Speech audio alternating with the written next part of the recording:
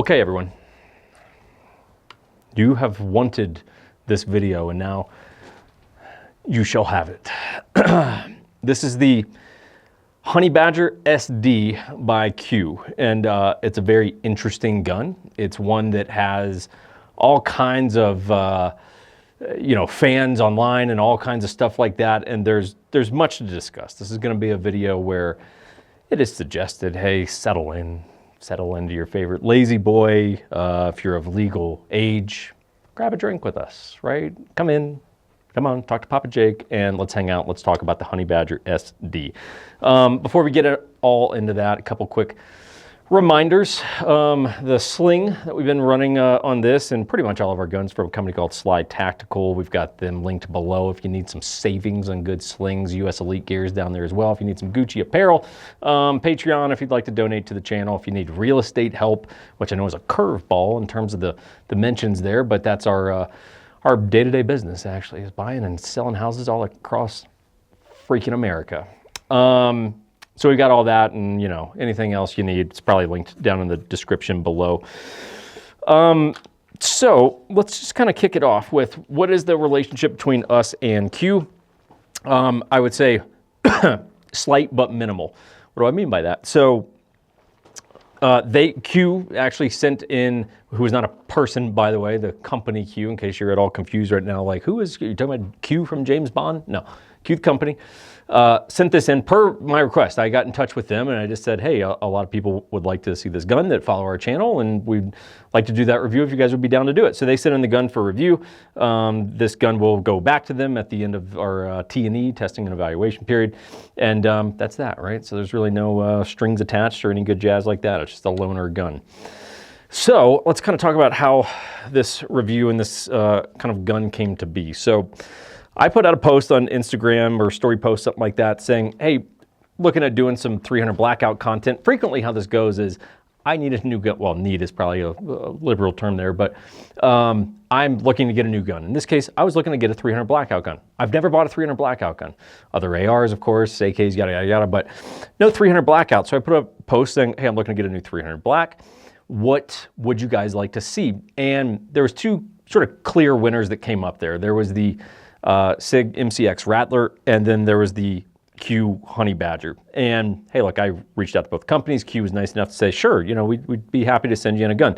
So they sent in this. I'm pretty sure this is a gun that they've sent out to other, either reviewers or testing processes or whatever, because it did show up a little bit dirty, which is okay, not a big deal. But point being, I think this is a gun that probably has been broken in over a period of time. So that's what it is.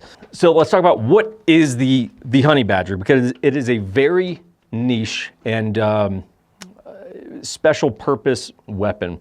Essentially, there was a request that came down from, I believe, SOCOM or some particular unit within SOCOM that said, hey, look, we are looking to replace our MP5 SDs with something that's going to be like a subgun on steroids, right? Because, hey, MP5 SDs are super cool, but you're still shooting a 9mm subsonic round at that point, and they were looking for something that met the following requirements. Here they are.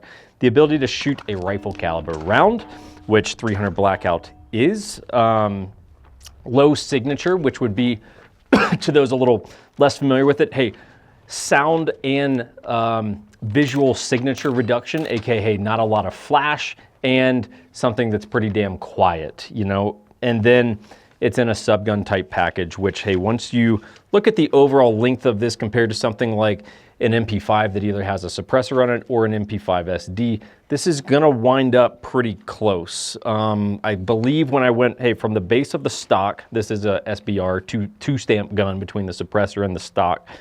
From what I remember, when I looked at, okay, from the stock to the end of the suppressor, how long is the gun? It was basically as long as like a standard length 11.5 inch AR. I believe, don't quote me, it's been a minute since I took that measurement. But hey, look, it's a subgun type package. It's very, very light. We'll talk about all kinds of good stuff like that. So what you got was the Honey Badger.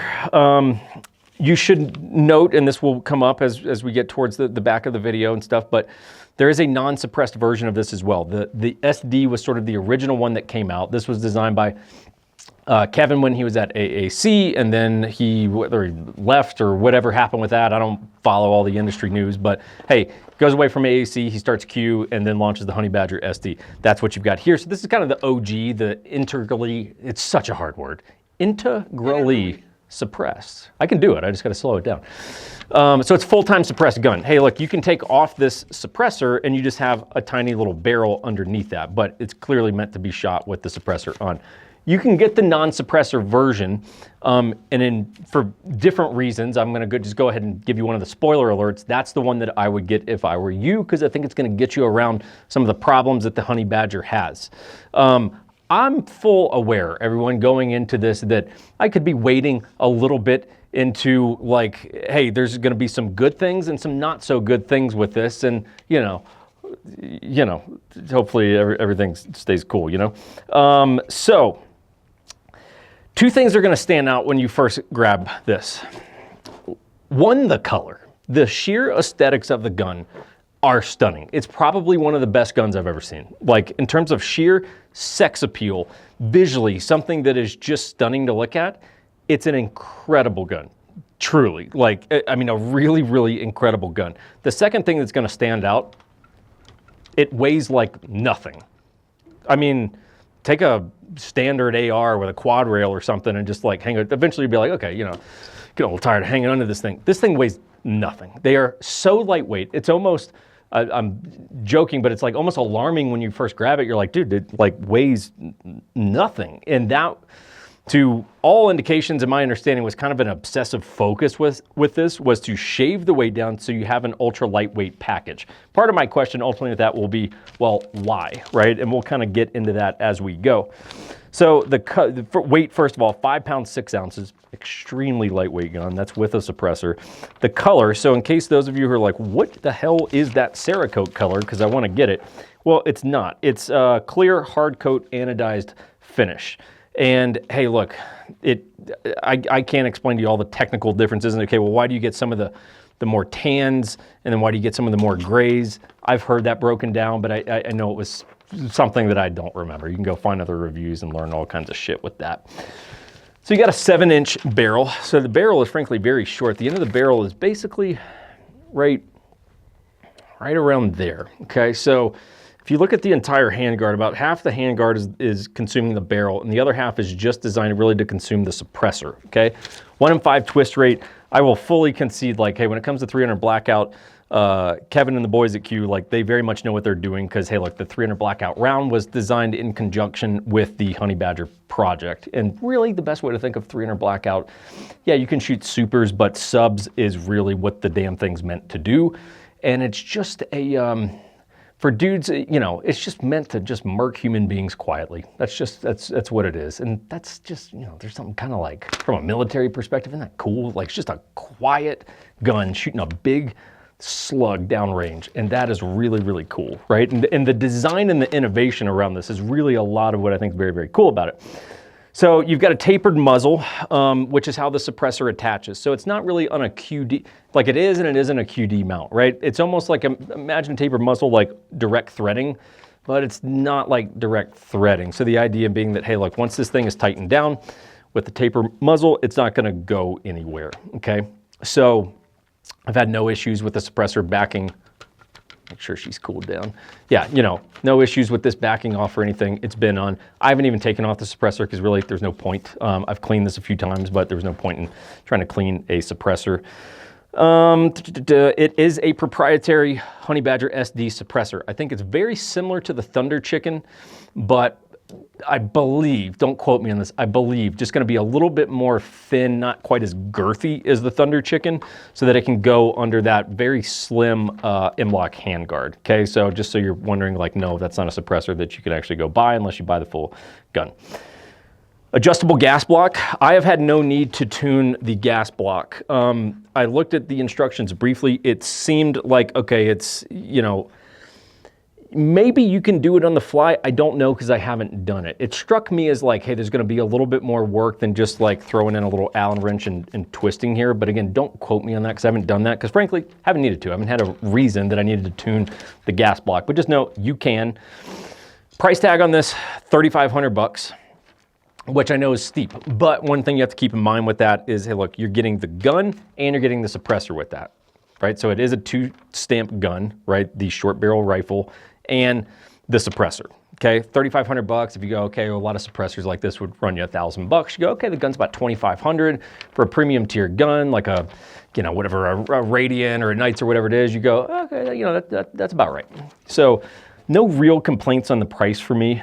So let's hit you. I'm going to hit you. Keep this pretty straightforward. I'm going to hit you with pros. I'm going to hit you with cons, right? And then we'll kind of come to our final opinion. So the pros. Insane sex appeal. We already talked about it. But in terms of sheer aesthetics, like, you will not find many guns on planet Earth that look cooler to the eye than this. It's just that simple. Like, I absolutely love the look of it. Sounds fantastic. Now, that should be the case for virtually any 300 blackout gun with a suppressor shooting subsonic ammo. So as expected, yes, this sounds very, very good. If I'm running this with subs, I don't wear ears. There's really no point in it. If I was shooting in a tunnel or something like this, I would, just because of the reverberation. But hey, unless you're right up on a structure or something like that, there's really no need to, because it sounds very, very, very good. With supers, it is going to be a bit louder, so there's going to be more of a crack, more of a pop. I would wear ear protection with supers. With subs, don't need it. The safety's pretty unique. It's from Radian, so it's basically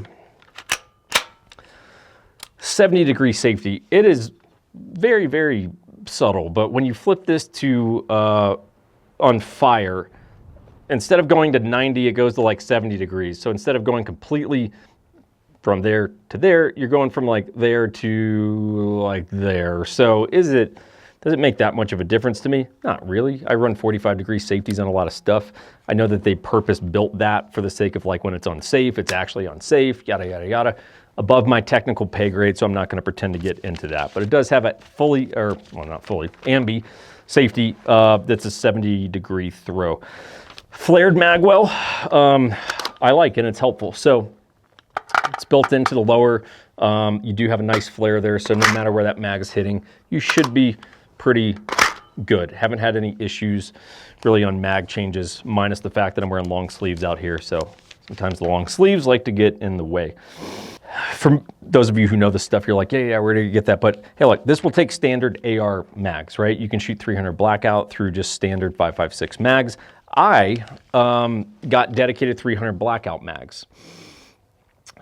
Does it really make a difference one way or another? Probably not, but it was one of those, well, if the thing that's meant for this exists, I'd rather get the thing, aka the magazine that's meant for this, versus trying to like do the 5.56 route. Just a personal decision. I'll get to how these P mags are gray and why they are gray as we go. Charging handle is also a Radian. So it's basically like a low profile Radian Raptor, right? So it's full ambi. They even put Radian Raptor HB on it for Honey Badger and Q's little logo back there. So hey, look, it is, I appreciate little details when companies are like, hey, I know that they make that thing, but like, why don't we make it slightly unique to ours, whether it's just the color or a logo, whatever it is. I do think that that stuff is pretty cool. So charging handle, no real complaints there.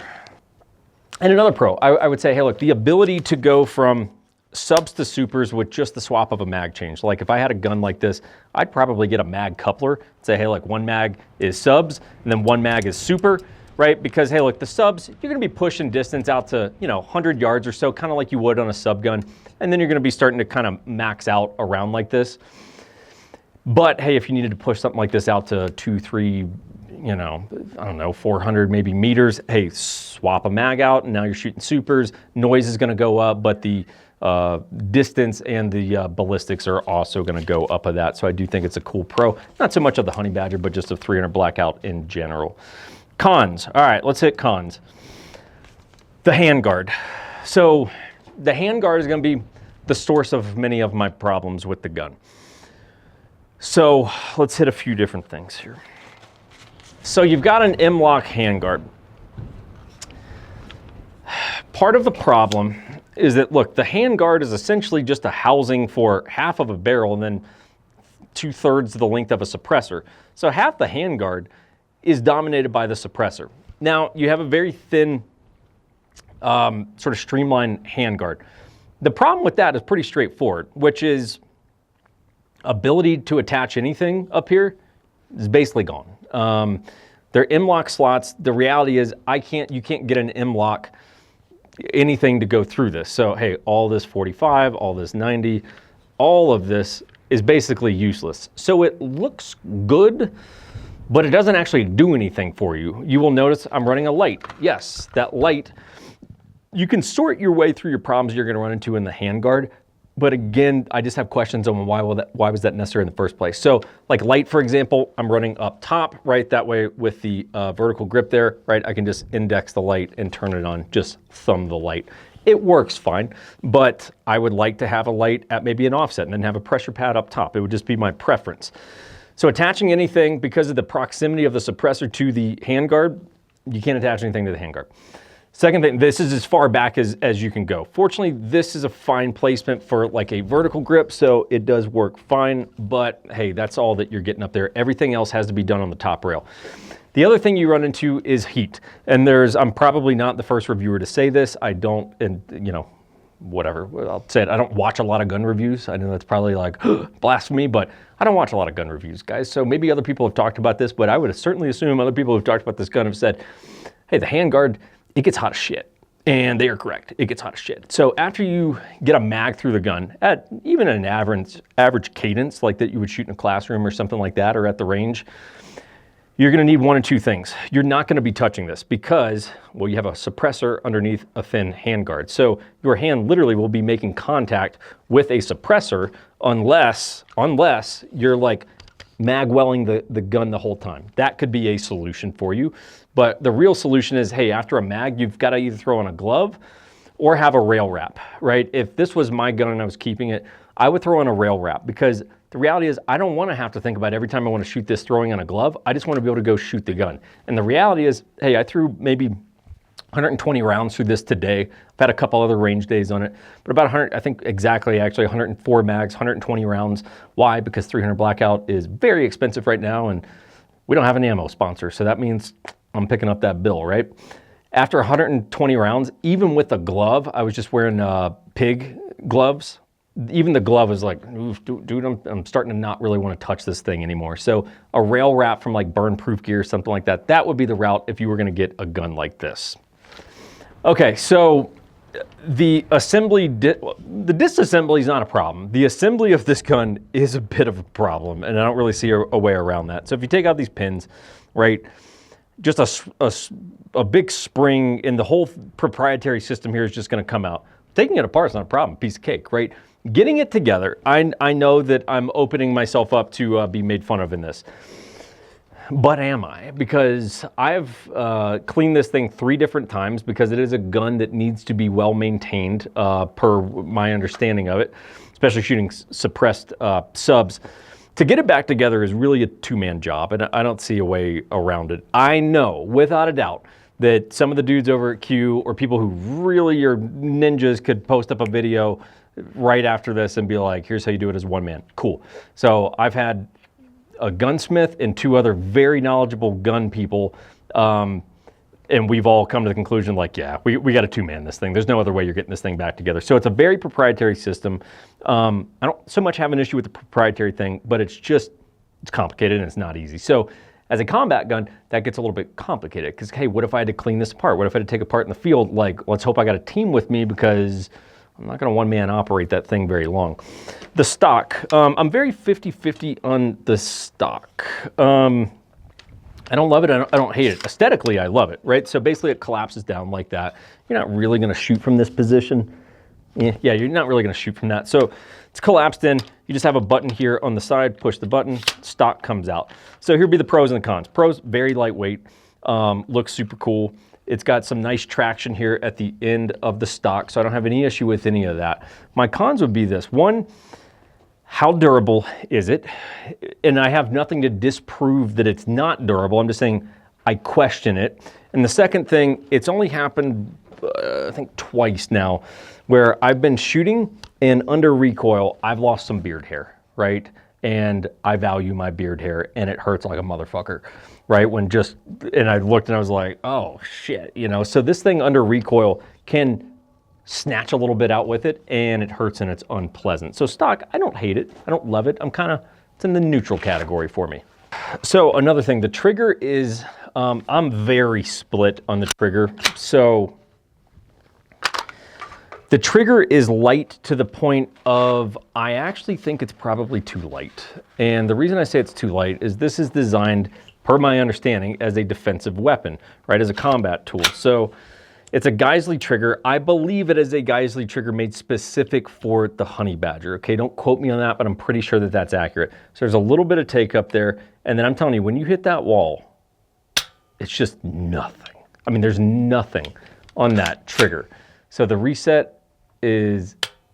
very nice, but I'm telling you, I would like more weight on that trigger personally. Like, because look, the reality is, if I had a gun like this, I'm looking at it as a home defense gun. Like, that's to me where this gun shines, is like in a home defense role. I don't really want to trigger that light on a home defense gun for me. It's too much of a liability. I have indeed this, I believe, only once. It's downrange. I was on the firing line, downrange targets, everything's cool, no one freak out. But I was like, look, I didn't mean to press that round off. I'll tell you straight up. I was trying to take the slack out, and that round left the gun. So there's that. You'll notice in the spirit of weight savings, there's no forward assist. I don't know that I care much one way or another. It doesn't really matter to me. It's something I'd like to have and just have the option of having it. But then, of course, you're adding weight, and that goes against the spirit of the gun. So you make up your mind if that's a pro or a con. So another thing, the QDs for the sling are a little bit of a miss for me. So logically, how I would like to clip this in, if I'm going to have a QD sling over here, is I would want to clip this in like this. That way, my sling is going to drape nicely over and then clip in to the other side, right? I opted to run a snap hook. This Sly Tactical, you guys see us rep their stuff all the time, but so I would clip in, I opted to run this as a snap hook, right? So just a little Magpul attachment, clip in up front. But then for this sling point back here, obviously that's how I would want this thing to sit. Problem is your QD will not go in that way because the little buffer stock system they've got is in the way. So you have to rotate this essentially, I kind of view it as a wrong direction. And then what you get is this scenario where it's like, there's constantly going to be tension, as you'll see on this. Like, that's not how a QD is supposed to go, right? So is it a giant problem? No, I'm nitpicking here. I concede that, but it is a little bit odd and not how I would have done that if it was up to me. Last thing I'll say kind of on my cons list is, hey, at that sort of price bracket, just throw it on safety to make everyone happy. At that sort of price bracket, $3,500 for the gun, I would like to see an ambi lower. I'm a lefty, for those of you who don't know, so for me, I actually do use that stuff. It's not like it's unmanageable as a lefty, right? You just got to use your support hand to drop your mag, new mag goes in, and then you would drop your bolt with your trigger finger, and then you're back on gun. So look, it's fine. It's not a huge deal for me when a gun's ambi or not, but at that price bracket, I would like to see an ambi lower personally. Okay, so let's talk sort of final thoughts and where am I at on this thing. So much of this gun depends on, well, what do you need it to be? What is the purpose for why you're getting it? And I think that's where you really have to start the conversation. So again, if you look at that SOCOM criteria and you go, okay, we need a replacement MP5 SD, shoots a rifle caliber round, low signature, and a small condensed package. It accomplishes that, right? So it's like, I have to admit, it does accomplish that. And with that said, I think it's a good fit for like a home defense gun and or a gun that, like today, you take to the range and you throw, 100 or so rounds through it and you show your friends and you're like, it's quiet as shit, isn't it? Doesn't it look cool? And it's like, I think it checks all those boxes, and I think it's perfectly fine in those roles. Where I would have an issue with it is as a hard use or duty military type weapon. Because while, it was designed with those considerations in mind, something I would look at and go, well, okay, if SOCOM, for example, is making this request, they're not easy on guns. Like, these are guys like hitting targets all the time. And it's like, I get it, they're not infantry guys who are just out on long marches and shit, but it's like still, I feel like they're pretty hard on gear. So like, why? Why the weight savings? Like that's why I want to know. Okay, if we go rifle caliber round in a subgun type package, low signature, why did it have to be so lightweight. That would probably be my biggest thing. Like, why did we have to go to the obsessive degree of the weight savings? Because the problems that gets you is like, hey, we could have had a stock like, just a more robust stock. We could have had a forward assist. Again, military weapon, I would think they would want that personally. You go, hey, look, I think they should have done a fatter handguard. I think they should have done a fatter handguard where, one, you can use the M-lock. Two, you're going to dissipate some of that heat in terms of like you being able to actually grip the handguard. Of course, a thicker and bigger, wider handguard is going to get you a heavier gun. But why is that a problem? That would be my inquiry. And I'm sure that there's an answer for it, right? I will admit I haven't done a call with Q heading into this, a couple emails back and forth, but I just said, hey, I'm just going to kind of go do this one, So one thing I will tell you is like, look, I had every intent of buying this gun, okay? How you can know that if you're like, oh, Jake's just doing a negative review on the Honey Badger. I really don't view it that way. I look at it as kind of a 50-50. Here's how you know I intended to buy this gun. Just take this off for now. So if you look at it, right? These aren't magazines that come with the gun. These are PMags. That's not a factory FDE mod light, right? So when I knew this was coming, I was like, dude, I'm so stoked on this gun. Like, I'm getting all the appropriate furniture with it. I was gonna do a tan EOTech that I just don't need. But like all my mags, I got Cerakoted either basically this color or this color so that the mags would just look super pimp with the gun. The mod light was like, yeah, let's Cerakote that thing FDE because like this is gonna be my personal collection. I want the whole thing. I'm a weirdo. I like vibes with guns, and it's like I think it should all have a similar vibe, right? So look, I had every intention of keeping this, but some of the cool factor that it gives me that I love, and it sounds great, and it's fun to shoot and all that kind of stuff. The weight savings and some of the stuff attached to it makes too many sacrifices that I'm not willing to make in terms of actually throwing my own money at it. I will say this, that as I briefly said at the beginning of the video, I think that the standard Honey Badger, whether it's a pistol or an SBR that you get, and then throwing on there, I believe Thunder Chicken, if not, correct me, but basically their suppressor that would go with that. I think that's the formula. That's 100% what I would get if I were you guys and you're like, look, I want to get a Honey Badger. Personally, don't get the SD. It sacrifices too many things, and if you're going to throw more than 100 rounds in a day, it's just, you're gonna have to clean it more often and yada, yada, yada. Like, I don't think that this is your answer. I think the standard Honey Badger, throw on a suppressor, because guess what? At that point, you can use the M-lock. The handguard's not gonna be getting hot. So many of your problems are solved that the SD leads to. So look, it's a 50-50 for me. It is very cool. It has a lot of cool stuff going for it. It just has too many little quirks that I'm not willing to sacrifice in order to put my money behind it, right? Again, you can get around a lot of this with the standard one. So just my 2 cents, tried to keep this one like very straight laced. Look, pros, cons, let's talk about it. I'm gonna keep it as objective as I can. So there you go, folks. You've asked for this one. Whenever you ask for stuff consistently, we try to give it to you the best we can. You asked for this one a lot. There you go. Now ye shall have it. Peace.